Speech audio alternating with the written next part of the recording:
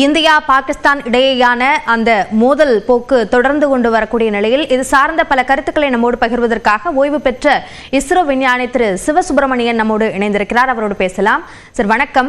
India ஒரு தடுப்பு தாக்குதல் என்பதை நடத்தியது.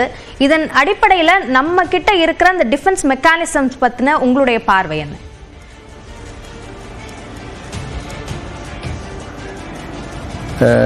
இந்திய விண்வெளி ஆராய்ச்சி நிலையத்திலிருந்து இந்த டிஃபென்ஸ் பர்பஸுக்காக நான் பார்க்குற என்னுடைய பார்வையில் ரெண்டு தோணமாக இருக்குது. ஒன்று அட்டாக் பண்ணுறது, இன்னொன்று கண்காணிக்கிறது.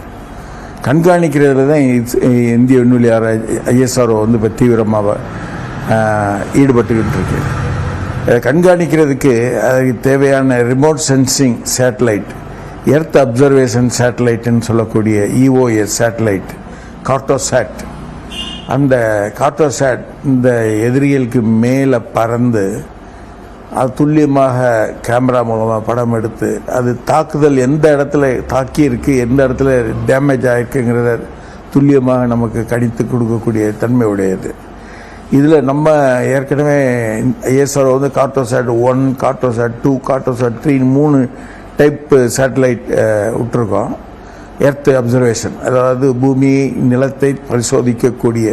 இது மெயின்லி எதுக்குன்னு கேட்டிங்கன்னா லே அவுட்டு, ஒரு சிட்டியோட லே அவுட்டை பார்க்குறதுக்கு, ஒரு வரம்பை பார்க்குறதுக்கு, ஆற்றின் கரையை பார்க்குறதுக்கு, கடல் இது நம்முடைய ஃபாரஸ்டுடைய எல்லையை பார்க்குறதுக்கு இது மிகவும் யூஸ் பண்ணக்கூடியது. இதில் யூஸ் பண்ணுற கேமரா பேங்க்ரோமேட்ரிக் இமேஜ் கேமரான்னு சொல்கிறது, பேன் கேமரான்னு சொல்லுவாங்க. இந்த பேன் கேமரா 45 சென்டிமீட்டர் ரெசல்யூஷன், அதாவது ஒரு கோட்டுக்கும் ஒரு லைனுக்கும் அடுத்த லைனுக்கும் இடையில் 45 சென்டிமீட்டர், 1.5 அடி டிஃபரன்ஸில் இருக்க எந்த ஐட்டத்தையும் துல்லியமாக ஜியோ ரெஃபரன்ஷியல் ப்ராடக்டை எடுக்க முடியும். மேலும் இந்த சேட்டலைட்டு நிலையாக நிற்காது. பூமிக்கு மேலே சன் சிங்க்ரனஸ் ஆர்பிட்டில் சுற்றிக்கிட்டு இருக்கோம். சுற்றிக்கிட்டு இருக்க சமயத்தில் இந்த கேமரா ஒரு ஸ்வாத்துன்னு சொல்லுவாங்க, 17 கிலோமீட்டர் வித்துக்கு படம் எடுத்து கண்டினியூஸாக ஃபோட்டோ எடுத்துக்கிட்டே போகும். நம்மகிட்ட நிறைய இந்த ரிமோட் சென்சிங் சேட்டலைட் இருக்கிறதுனால ஒரு சேட்டலைட் போன பிறகு அடுத்த சேட்டலைட்டு இது இந்த இமேஜை நம்ம ஸ்டாண்டர்டாக ஜியோ ரெஃபரன்ஸ் ப்ராடக்டாக எடுத்து அந்த இது மூலமாக அந்த இடத்துல என்ன அளவுக்கு ஒரு பில்டிங் இருந்துச்சு, எந்த உயரத்துக்கு பில்டிங் இருந்துச்சு, 3D மேப்பிங்கே பாசிபிள். எந்த உயரத்துக்கு இருந்தது, அதில் என்னென்ன தன்மைகள் இருந்ததுங்கிற பார்க்க முடியும். மூணாவது நம்மகிட்ட இருக்க சேட்டலைட்டில் ஸ்பாட் பீமிங் இருக்குது. அதாவது போகிற சமயத்தில் அது பர்டிகுலர் ஸ்பாட்டை 28 ஸ்பாட்டை நம்ம அப்படி ஸ்பாட் பண்ணிகிட்டே போகலாம். அந்த ஸ்பாட்டில் என்ன நடக்குதுங்கிறத மேலேருந்து அப்சர்வ் பண்ணலாம். அந்த வரக்கூடிய ரெசல்யூஷன் ஒரு 11 பிட் ரேடியோமீட்டர், 11 பிட்டுன்னு தான் நினைக்கிறேன், அந்த அளவில் அக்யூரேட்டாக வரும். இந்த லீனியர் இமேஜிங்கையும் செல்ஃப் ஸ்கேனிங் இமேஜையும் வச்சு இந்த கேமரா ஸ்டியரபிள், மேலே பறந்துட்டு போகிறப்ப இப்படி கொஞ்சம் திரும்பி எதிரி எந்த சைடில் இருக்காங்கிற பார்க்கக்கூடிய தன்மை உடையது. இது அட்வான்ஸு ஒய்டு ஃபீல்டு சென்சர்னு சொல்லுவாங்க. இது ஷார்ட் வேவ் எல்லாம் ஒர்க் பண்ணுது. மேலும் இந்த கேமரா மூலமாக எடுக்கிற சிக்னலை டிஜிட்டல் மேப் பண்ணி அக்யூரேட்டாக ஒரு 5 கேமரா பார்க்குறது 25 மீட்டர் அக்யூரேசிக்கு பார்க்குதுன்னா அதை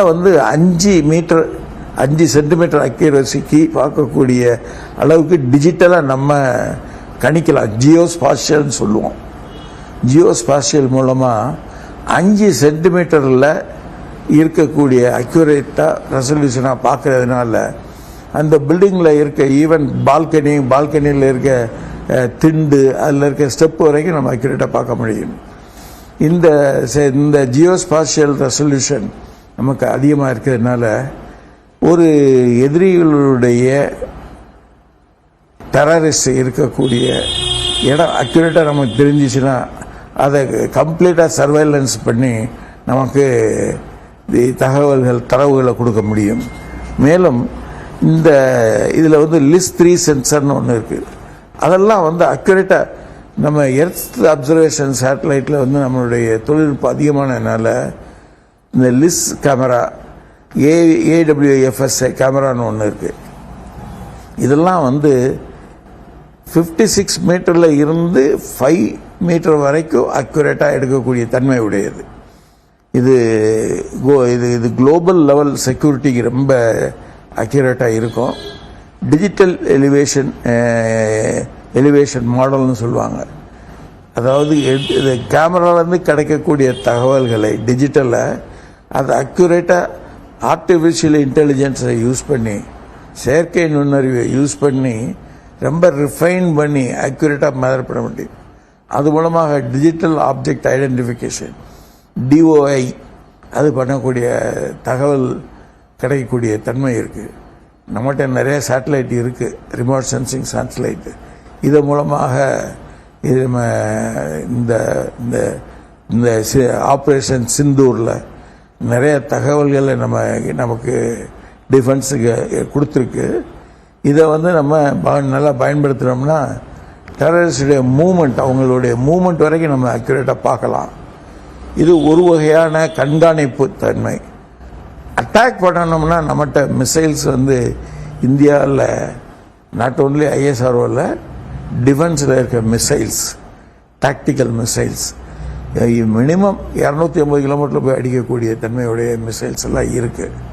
அதனால் வந்து அந்த மிசைல்ஸும் இந்தியாவிலே ப்ரொடியூஸ் பண்ணி, இந்தியாவிலே டெஸ்ட் பண்ணி, கண்டம் விட்டு கண்டம் வாயின் ஏவுகணைன்னு சொல்கிறாங்கல்ல, அதுபோல் அக்யூரேட்டாக ஒரு இடத்த அட்டாக் பண்ணோம்னா நமக்கு உண்டான கெப்பாசிட்டி இருக்குது, அதுக்கு உண்டான ஏவுகணைகளும் இருக்குது, அதுக்கு உண்டான ராக்கெட்டுகளும் இருக்குது.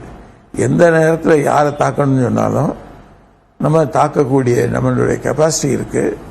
மேலே சேட்டலைட் மூலமாக எந்த இடத்த அட்டாக் பண்ணணும், எந்த இடத்துல டெரரிஸ்ட் இருக்காங்கங்கிறத துல்லியமாக கண்காணிக்கக்கூடிய திறமையும் நம்மகிட்ட இருக்குது. இந்த ரெண்டையும் சேர்த்து வச்சோம்னா துல்லியமாக எந்த விதமான டெரரிஸ்ட் எங்கே போனாலும், எங்கே போய் ஒளிஞ்சாலும், எங்கிட்டு போயிருந்தாலும் நம்ம வந்து அவங்கள கண்காணித்து அவங்கள அட்டாக் பண்ணக்கூடிய திறமை நம்மகிட்ட இருக்குது. ஒரு வல்லமை நாடுன்னு நம்ம சொல்லலாம். இன் அடிஷன் பாகிஸ்தானை கம்பேர் பண்ணுறப்ப அவங்ககிட்ட இருக்க மிசைலை பார்க்குறப்ப நம்மகிட்ட இருக்க மிசைல் வந்து மினிமம் ஒரு 4 மடங்கு அதிக தன்மை உள்ளது. நம்ம 800னா அவங்க 200 கெப்பாசிட்டி உள்ள ராக்கெட்டு அவங்ககிட்ட இருக்காது, மிசைல்ஸ். சரி. ஆனால் அவங்ககிட்ட ஒற்றர்கள், சீக்ரெட் இன்ஃபர்மேஷன் போகிறதெல்லாம் அவங்ககிட்ட நிறைய இருக்கிறதுனால நமக்கு வந்து அவங்க எந்த வகையில் எந்த இடத்துல வந்து எப்படி அட்டாக் பண்ணுவாங்கங்கிறது தெரியாது. அந்த தொழில்நுட்பத்தை வந்து நம்மகிட்ட இருக்க சென்சர் மூலமாகவும், நம்மகிட்ட இருக்க ஏவுகணை, நம்முடைய ரிமோட் சென்சிங் மூலமாகவும் தெரிஞ்சுக்கிட்டு அவங்களுக்கு நம்ம பதில் தாக்குதல் கொடுக்கக்கூடிய கெப்பாசிட்டி இந்தியாவுக்கு இருக்குது. இந்த வகையில் இந்திய விண்வெளித்துறை வந்து டிஃபென்ஸோடு சேர்ந்து இந்த எதிரிகளையும் இல்லாமல் நம்ம பயங்கரவாதிகளையும் டெரரிஸ்டுகளையும் தாக்கக்கூடிய கெப்பாசிட்டி இந்தியாவில் இருக்குங்கிறது என்னுடைய கருத்து. திரு சிவசுப்பிரமணியன், இணைப்பிலே இருங்கள். ஒரு முக்கிய செய்தி வந்திருக்கிறது, அது என்ன என்பதை நாம் பார்க்கலாம். மும்பை பங்குச்சந்தை 850 புள்ளிகள் சரிவை கண்டிருக்கிறது. அதனை முக்கிய செய்தியாக நாம் பார்க்கிறோம். தேசிய பங்குச்சந்தை நிப்டி 265 புள்ளிகள் சரிவை சந்தித்திருக்கிறது என்பதையும் பார்க்கிறோம். பங்குச்சந்தையினுடைய நிலவரம் என்னவாக இருக்கிறது என்ற அந்த தகவல் வெளியாக இருக்கிறது. பெட்ரோல், டீசல் மற்றும் கேஸ் சிலிண்டர் தட்டுப்பாடு ஏற்படாது என்ற உத்தரவாதமும் கொடுக்கப்பட்டுள்ளது.